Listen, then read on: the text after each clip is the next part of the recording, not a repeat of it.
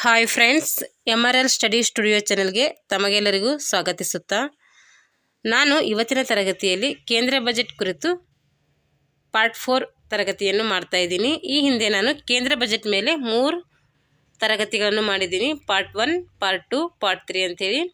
ಈ ವಿಷಯ ಲೆಂದಿ ಇರೋದ ಕಾರಣಕ್ಕೋಸ್ಕರ ನಾನು ಏನು ಮಾಡ್ತಾ ಇದ್ದೀನಿ, ಪಾರ್ಟ್ ವೈಸ್ ತರಗತಿಗಳನ್ನು ಮಾಡ್ತಾ ಇದ್ದೀನಿ. ಯಾರೆಲ್ಲ ಇನ್ನೂ ಆ 3 ಪಾರ್ಟ್ಗಳು ನೋಡ್ಕೊಂಡಿಲ್ವೋ ಅವು ನೋಡಿಕೊಂಡು ಇದನ್ನು ನೋಡಿದರೆ ನಿಮಗೆ ಅರ್ಥ ಆಗುತ್ತೆ ಅಂತ ಹೇಳ್ತಾ ಇವತ್ತಿನ ತರಗತಿಯನ್ನು ಪ್ರಾರಂಭಿಸ್ತಾ ಇದ್ದೀನಿ. 2025 ಮತ್ತು 26ರ ಕೇಂದ್ರ ಬಜೆಟ್ನ ಇತರ ಪ್ರಮುಖ ಅಂಶಗಳು. ಈ ಎಲ್ಲ ಇಷ್ಟು 3 ಪಾರ್ಟಲ್ಲೂ ಕೇಂದ್ರ ಬಜೆಟ್ ಬಗ್ಗೆ ಹಲವಾರು ವಿಷಯಗಳು ತಿಳ್ಕೊಂಡಿದ್ದೀವಿ. ಅದಕ್ಕೆ ಸಂಬಂಧಪಟ್ಟಂಥ ಇತರ ಮುಖ್ಯ ಅಂಶಗಳು ಯಾವುವು ಅಂಥೇಳಿ ಈ ತರಗತಿಯಲ್ಲಿ ನೋಡೋಣ. ತೆರಿಗೆ ಮತ್ತು ಹಣಕಾಸು ಸುಧಾರಣೆಗಳು. ತೆರಿಗೆ ಮತ್ತು ಹಣಕಾಸುಗಳಲ್ಲಿ ಏನೇನು ಸುಧಾರಣೆಯಾಗಿದೆ ಅಂತೇಳಿ ನೋಡೋಣ. ನೇರ ತೆರಿಗೆಗಳು. ರೂಪಾಯಿ 12 ಲಕ್ಷದವರೆಗಿನ ವಾರ್ಷಿಕ ಆದಾಯಕ್ಕೆ ಆದಾಯ ತೆರಿಗೆ ಇಲ್ಲ. ಅಂದರೆ ಒಂದು ವರ್ಷಕ್ಕೆ 12 ಲಕ್ಷದವರೆಗೂ ಯಾರು ಸಂಪಾದನೆ ಇರ್ತೋ ಅವರಿಗೇನಿಲ್ಲ, ಆದಾಯ ತೆರಿಗೆ ಇಲ್ಲ. ಉಳಿದ ಕಡಿತಗಳೊಂದಿಗೆ ಸಂಬಳ ಪಡೆಯುವ ತೆರಿಗೆದಾರರಿಗೆ ರೂಪಾಯಿ 12.75 ಲಕ್ಷಕ್ಕೆ ಏನಾಗಿದೆ, ವಿಸ್ತರಣೆ ಮಾಡಲಾಗಿದೆ. ಇದು ಒಂದು ಮಧ್ಯಮ ವರ್ಗದವರಿಗೆ ತುಂಬ ಯೂಸ್ಫುಲ್ ಆದಂತಹ ಒಂದು ವಿಷಯ ಅಂತ ಹೇಳ್ಬೋದು. ಇವಾಗ ಸಮಾಜ ಕಲ್ಯಾಣ ಯೋಜನೆಗಳು. ಪ್ರಧಾನಮಂತ್ರಿ ಸ್ವನಿಧಿ ಯೋಜನೆ ಅಂದರೆ ಬೀದಿ ವ್ಯಾಪಾರಗಳಿಗೆ ರೂಪಾಯಿ 30,000 ಮಿತಿಯೊಂದಿಗೆ UPI ಲಿಂಕ್ಡ್ ಕ್ರೆಡಿಟ್ ಕಾರ್ಡ್ಗಳನ್ನು ಯೋಜಿಸಲಾಗಿದೆ. ಅಂದರೆ ಯಾರಿಗೆ ಸಾಲ, ಕ್ರೆಡಿಟ್ ಕಾರ್ಡ್ ಅಂದರೆ ಏನು, ಸಾಲ ಅಂತ ಅರ್ಥ. ಯಾರಿಗೆ ಸಾಲ ಬೇಕು ಅಂದರೆ ಬೀದಿ ವ್ಯಾಪಾರಗಳು ಇರ್ತಾರಲ್ಲ ಅವ್ರಿಗೆ ಏನು ಮಾಡ್ತಾಯಿದೆ, 30,000 ಮಿತಿಯೊಂದಿಗೆ ಏನು ಮಾಡ್ತಾಯಿದೆ, UPI ಲಿಂಕ್ಡ್ ಇರುವಂತಹ ಕ್ರೆಡಿಟ್ ಕಾರ್ಡ್ಗಳನ್ನು ಏನು ಮಾಡ್ತಾಯಿದೆ, ಯೋಜಿಸಲಾಗುತ್ತಿದೆ. ಕ್ರೆಡಿಟ್ ಕಾರ್ಡ್ ಅಂದರೆ ಸಾಲ ಒದಗಿಸುವಂಥ ಒಂದು ಕಾರ್ಡ್ ಅಂತಲೇ ಹೇಳ್ಬೋದು. ಗೀಗ್ ಕೆಲಸಗಾರರಿಗೆ ಗುರುತಿನ ಚೀಟಿಗಳು. ಈ ಶ್ರಮ ಪೋರ್ಟಲ್ನಲ್ಲಿ ನೋಂದಣಿ ಅಥವಾ ಪ್ರಧಾನಮಂತ್ರಿ ಜನ ಆರೋಗ್ಯ ಯೋಜನೆಯಡಿಯಲ್ಲಿ ಸಾಮಾಜಿಕ ಭದ್ರತೆ ಮತ್ತು ಆರೋಗ್ಯ ಪ್ರಯೋಜನವನ್ನು ಖಚಿತಪಡಿಸಿಕೊಳ್ಳಬಹುದು. ಈ ಶ್ರಮ ಕಾರ್ಡ್ ಅಂತೇಳಿ ಏನು ಬಂದವಲ್ಲ ಅವಾಗೆಲ್ಲ ಮಾಡಿಸ್ಕೊಂಡಿದ್ದಾರೆ. ಅದರ ಒಂದು ಅಡಿಯಲ್ಲಿ ಮತ್ತೆ ಪ್ರಧಾನಮಂತ್ರಿ ಜನ ಆರೋಗ್ಯ ಯೋಜನೆಯಡಿಯಲ್ಲಿ ಏನು ಮಾಡ್ತಾ ಇದ್ದಾರೆ, ಅವರಿಗೆ ಸಾಮಾಜಿಕ ಭದ್ರತೆ ಮತ್ತು ಆರೋಗ್ಯ ಪ್ರಯೋಜನವನ್ನು ಖಚಿತಪಡಿಸಿಕೊಳ್ಳುವುದು ಇದರ ಒಂದು ಕೇಂದ್ರ ಬಜೆಟ್ನ ಒಂದು ಯೋಜನೆಯಾಗಿದೆ. 50,000 ಅಟಲ್ ಟಿಂಕರಿಂಗ್ ಲ್ಯಾಬ್ಗಳು. ನಾವೀನ್ಯತೆಯನ್ನು ಉತ್ತೇಜಿಸಲು ಮುಂದಿನ 5 ವರ್ಷಗಳಲ್ಲಿ ಏನು ಮಾಡ್ತಿದೆ, ಸರ್ಕಾರಿ ಶಾಲೆಗಳಲ್ಲಿ ಏನು ಮಾಡ್ತಾ ಇದ್ದಾರೆ, ಲ್ಯಾಬ್ಗಳನ್ನು ಸ್ಥಾಪಿಸಲಾಗ್ತಾ ಇದೆ. ವೈದ್ಯಕೀಯ ಶಿಕ್ಷಣಕ್ಕೂ ಕೂಡ ಏನು ಮಾಡ್ತಾ ಇದೆ, ವಿಸ್ತರಣೆ ಮಾಡ್ತಾ ಇದೆ. ಅಂದರೆ 10,000 ಹೊಸ ವೈದ್ಯಕೀಯ ಸೀಟ್ಗಳನ್ನು ಕೂಡ ಏನು ಮಾಡಲಾಗಿದೆ, ರಚಿಸಲಾಗಿದೆ. ಮುಂದಿನ 5 ವರ್ಷಗಳಲ್ಲಿ ಒಟ್ಟು 75,000 ಸೀಟ್ಗಳನ್ನು ಹೆಚ್ಚಿಸುವಂಥ ಗುರಿಯನ್ನು ಏನು ಮಾಡಿದೆ, ಈ ಒಂದು ಕೇಂದ್ರ ಬಜೆಟ್ ಹಾಕ್ಕೊಂಡಿದೆ. ಹಾಗೆ ಸ್ವಾಮಿ ನಿಧಿ 2.0 ಸರ್ಕಾರ, ಬ್ಯಾಂಕ್ಗಳು ಮತ್ತು ಖಾಸಗಿ ಹೂಡಿಕೆದಾರರ ಕೊಡುಗೆಗಳೊಂದಿಗೆ 1 ಲಕ್ಷ ಹೆಚ್ಚಿನ ವಸತಿ ಘಟಕಗಳನ್ನು ಪೂರ್ಣಗೊಳಿಸಲು ರೂಪಾಯಿ 15,000 ಕೋಟಿ ಏನು ಮಾಡಲಾಗಿದೆ, ನಿಧಿಯನ್ನು ರಚಿಸಲಾಗಿದೆ. ಸ್ವಾಮಿ ಅಂತಂದರೆ special window for affordable and mid income housing ಅಂತ ಅರ್ಥ. ಇದು ಒಂದು ವಿಸ್ತರಣೆ, ನಮಗೆ ಎಕ್ಸಾಮಲ್ಲಿ ಕೇಳ್ಬೋದು, ನೆನ್ಪಿಟ್ಕೊಳ್ಬೇಕು. ವಿಮಾ ವಲಯದಲ್ಲಿ FDI ಭಾರತದಲ್ಲಿಯೇ ಸಂಪೂರ್ಣ ಪ್ರೀಮಿಯಮನ್ನು ಹೂಡಿಕೆ ಮಾಡುವ ಕಂಪನಿಗಳಿಗೆ ವಿಮಾ ವಲಯದಲ್ಲಿ ಏನು ಮಾಡಲಾಗಿದೆ, FDI ಮಿತಿಯನ್ನು 74% 100%ಗೆ ಏನು ಮಾಡಲಾಗಿದೆ, ಹೆಚ್ಚಳ ಮಾಡಲಾಗಿದೆ. ರಾಜ್ಯಗಳ ಹೂಡಿಕೆ ಸ್ನೇಹ ಸೂಚ್ಯಂಕ. ಸ್ಪರ್ಧಾತ್ಮಕ ಸಹಕಾರಿ ಫೆಡರಲಿಸಮ್ ಅನ್ನು ಉತ್ತೇಜಿಸಲು ರಾಜ್ಯಗಳಿಗೆ ಏನು ಮಾಡಲಾಗಿದೆ, ಹೊಸ ಶ್ರೇಯಾಂಕದ ಚೌಕಟ್ಟನ್ನು ರಚಿಸಲಾಗಿದೆ. ಈ ಒಂದು ಕೇಂದ್ರ ಬಜೆಟ್ ಅಡಿಯಲ್ಲಿ ಇವೆಲ್ಲ ಏನು ಮಾಡಲಾಗಿದೆ, ಯೋಜನೆಗಳು ಹಾಕ್ಕೊಳ್ಳಲಾಗಿದೆ. ಹಾಗೆ ಮತ್ತು ಕೃಷಿ ಕ್ಷೇತ್ರ ಸುಧಾರಣೆಗೆ ದಿಟ್ಟ ಹೆಜ್ಜೆಗಳು. ಕೃಷಿಯಲ್ಲಿ ಸುಧಾರಣೆ ಮಾಡಬೇಕಾದ್ರೆ ಏನೇನು ನಿರ್ಧಾರಗಳನ್ನು ತೆಗೆದುಕೊಳ್ಬೇಕು ಅಂತೇಳಿ ಹೇಳಿದ್ದಾರೆ ಅಂದರೆ, ತರಕಾರಿ ಮತ್ತು ಹಣ್ಣುಗಳ ಉತ್ಪಾದನೆಗೆ ಉತ್ತೇಜನ ಕೊಡಬೇಕು. ರೈತರಿಗೆ ಸಮಾಧಾನಕರವಾದಂತಹ ಬೆಲೆ ಕೊಡಿಸುವ ನಿಟ್ಟಿನಲ್ಲಿ ಸಮಗ್ರ ನೀತಿಗಳ ರಚನೆಗೆ ನಿರ್ಧಾರವನ್ನು ಕೈಗೊಳ್ಳಬೇಕು ಅಂತೇಳಿ ಹೇಳಿದ್ದಾರೆ. ದೇಶದ ಎಕ್ಸ್ಕ್ಲೂಸಿವ್ ಆರ್ಥಿಕ ವಲಯ ಮತ್ತು ಸಾಗರಗಳಲ್ಲಿ ಮೀನುಗಾರಿಕೆ ಏನು ಮಾಡಬೇಕು, ಉತ್ತೇಜನಕ್ಕಾಗಿ ಸುಸ್ಥಿರ ನೀತಿಗಳ ಚೌಕಟ್ಟು ಏನು ಮಾಡಬೇಕು, ರಚನೆ ಮಾಡ್ಕೋಬೇಕಂತ ಹೇಳಿದ್ದಾರೆ. ಹಾಗೆ ಹತ್ತಿಯ ಉತ್ಪಾದನೆಗೆ ಒತ್ತು ನೀಡಬೇಕು.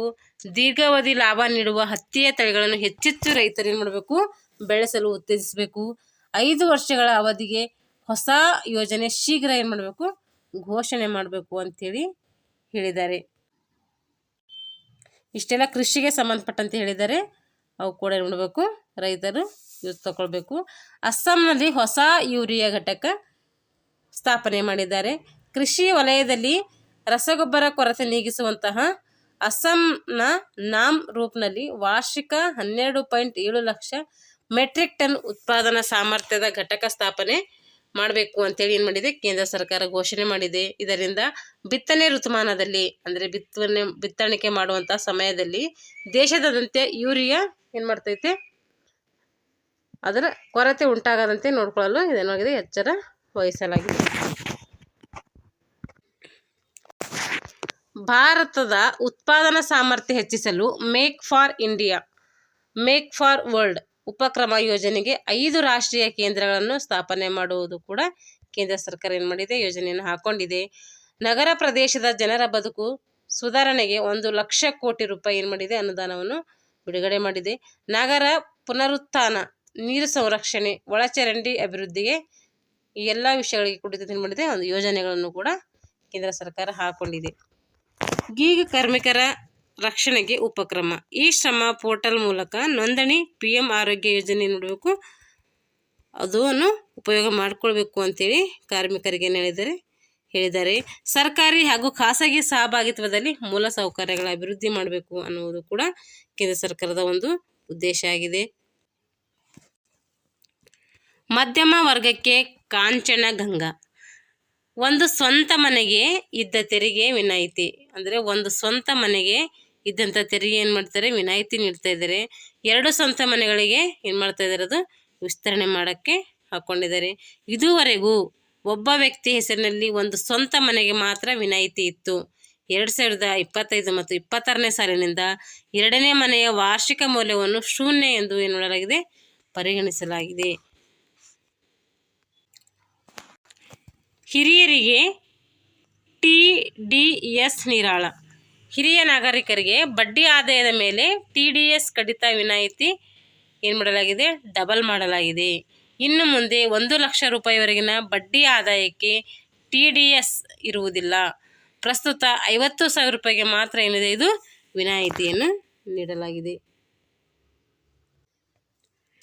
200 ವಂದೇ ಭಾರತ ರೈಲು, 200 ವಂದೇ ಭಾರತ್ ರೈಲಿಗೆ ಕೂಡ ಏನಾಗಿದೆ, ಇಲ್ಲಿ ಅವಕಾಶ ನೀಡಲಾಗಿದೆ.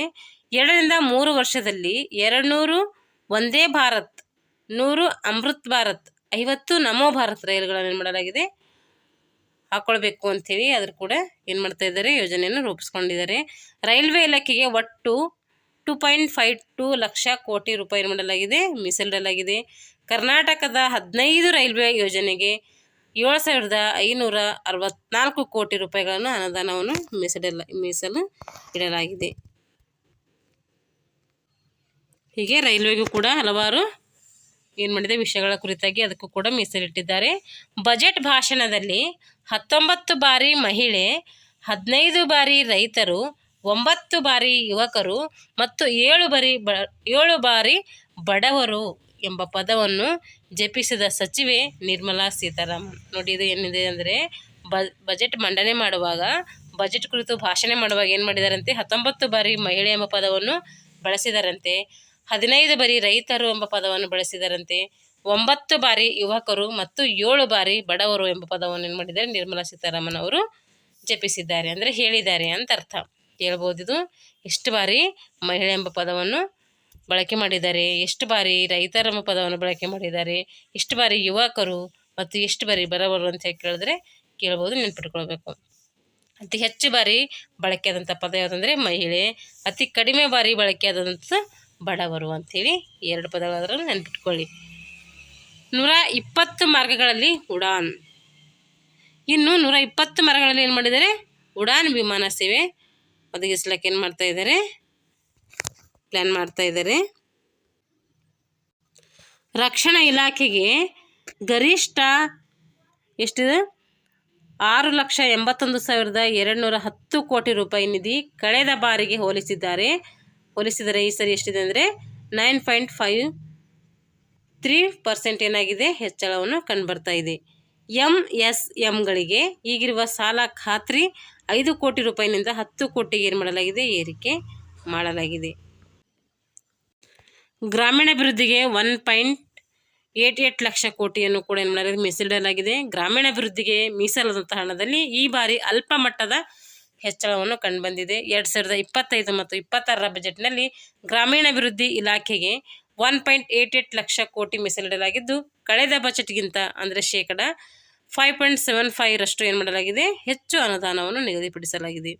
ಗ್ರಾಮೀಣಾಭಿವೃದ್ಧಿಯ ಪ್ರಮುಖ ಯೋಜನೆಯಾದಂಥ ನರೇಗಾಗೆ ಕಳೆದ ಬಾರಿಯ ಬಜೆಟ್ನಲ್ಲಿ ಏನು ಮಾಡಲಾಗಿತ್ತು, 86,000 ಕೋಟಿ ಮೀಸಲಿಡಲಾಗಿತ್ತು.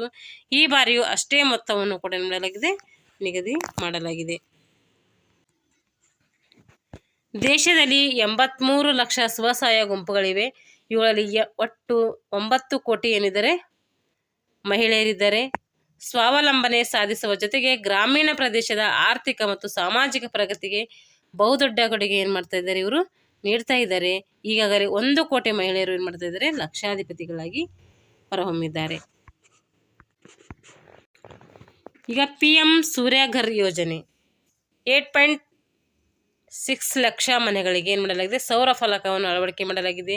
ದೇಶದಾದ್ಯಂತ ಮನೆಗಳಿಗೆ ಸೌರಶಕ್ತಿಯ ಬಳಕೆಯನ್ನು ಉತ್ತೇಜಿಸುವಂತಹ ಗುರಿಯೊಂದಿಗೆ ಆರಂಭವಾಗಿರುವ PM ಸೂರ್ಯಘರ್ ಮುಫ್ತ್ ಬಿಜ್ಲಿ ಯೋಜನೆ ಏನು ಮಾಡಲಾಗಿದೆ, ಮೊದಲ ಹಂತದಲ್ಲಿ ಸುಮಾರು 8.6 ಲಕ್ಷ ಮನೆಗಳಿಗೆ ಸೌರ ಫಲಕವನ್ನು ಅಳವಡಿಸಲಾಗಿದೆ. ಈ ಮೂಲಕ ತನ್ನ ಉದ್ದೇಶಿತ ಸಂಖ್ಯೆ ಅಂದರೆ 8.6ರಷ್ಟು ಏನು ಮಾಡಿದೆ, ಯಶಸ್ವಿಗೊಳಿಸಿ ಹೊಸ ಮೈಲಿಗಲ್ಲನ್ನು ಕೂಡ ಏನು ಮಾಡಿದೆ, ಇದು PM ಸೂರ್ಯಘರ್ ಯೋಜನೆ ಸ್ಥಾಪಿಸಿದೆ. ಅಂದರೆ ಅಷ್ಟು ತಲುಪಿದೆ ಅಂತ ಅರ್ಥ. ಈ ಯೋಜನೆಯು 3 ವರ್ಷಗಳ ಅವಧಿಯಲ್ಲಿ 1 ಕೋಟಿ ಮನೆಗಳಿಗೆ ಏನು ಮಾಡಿದೆ, ಸೌರ ಫಲಕವನ್ನು ಸ್ಥಾಪಿಸುವಂತಹ ಯೋಜನೆ ಏನು ಮಾಡಿದೆ, ಇದು ಹಾಕೊಂಡಿದೆ.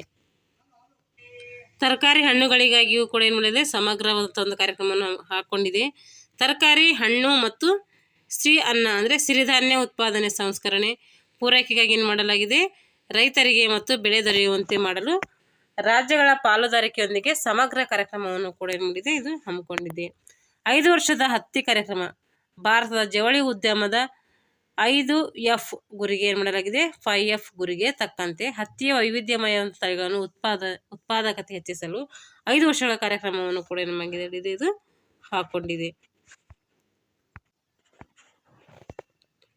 ವಿದೇಶಿ ಪ್ರವಾಸಿಗರನ್ನು ಆಕರ್ಷಿಸಲು ಆಯ್ದ ಪ್ರವಾಸಿ ಗುಂಪುಗಳಿಗೆ ಏನು ಮಾಡಲಾಗಿದೆ, ವ್ಯವಸ್ಥಿತವಾದಂಥ ಈ ವೀಸಾ ಸೌಲಭ್ಯಗಳನ್ನು ಮತ್ತು ಈ ವೀಸಾ ಶುಲ್ಕ ವಿನಾಯಿತಿಗಳನ್ನು ಕೂಡ ಏನು ಮಾಡಿದೆ, ಸರ್ಕಾರ ನೀಡಿದೆ. ಹೀಲ್ ಇನ್ ಇಂಡಿಯಾ ಅಂದರೆ ಉಪಕ್ರಮದಡಿಯಲ್ಲಿ ಮೆಡಿಕಲ್ ಟೂರಿಸಂಗೆ ಇನ್ನಷ್ಟು ಉತ್ತೇಜನ ನೀಡುವುದು ಈ ಒಂದು ಯೋಜನೆಯಾಗಿದೆ. ಕೇಂದ್ರ ಪ್ರವಾಸೋದ್ಯಮ ಇಲಾಖೆಯಿಂದ ಕೈಗೊಳ್ಳಲಾಗಿರುವ Prasad pilgrimage rejuvenation and spiritual augmentation drive, ಹೀಗೆ ಪ್ರಸಾದ್ ಎಂಬ ಯೋಜನೆಗೆ ಏನು ಮಾಡಲಾಗಿದೆ, ಹೆಚ್ಚಿನ ಅನುದಾನವನ್ನು ಇಲ್ಲಿ ನೀಡಲಾಗಿದೆ.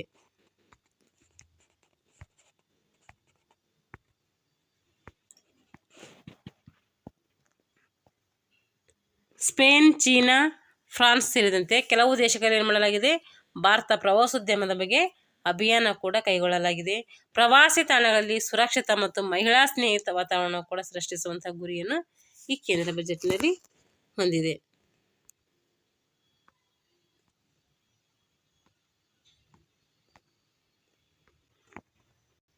ಇನ್ನು ವಿಷಯ ತುಂಬ ಇದೆ, ಅದಕ್ಕೋಸ್ಕರ ಇನ್ನೊಂದು ಪಾರ್ಟ್ ಮಾಡಿ ಏನು ಮಾಡೋಣ, ಮುಗಿಸೋಣ. ಇನ್ನೊಂದು ಪಾರ್ಟ್ ಮುಗಿದ್ರೆ ಫುಲ್ಲು ಕೇಂದ್ರ ಬಜೆಟ್ ಬಗ್ಗೆ ಏನಾಗುತ್ತೆ, ಮುಗಿದೋಗುತ್ತೆ. ಇವತ್ತು ಸಾಕಿಷ್ಟೇ, ಇದನ್ನು ಕೂಡ ಲೆಂದಿ ಆಗುತ್ತೆ ವಿಡಿಯೋ.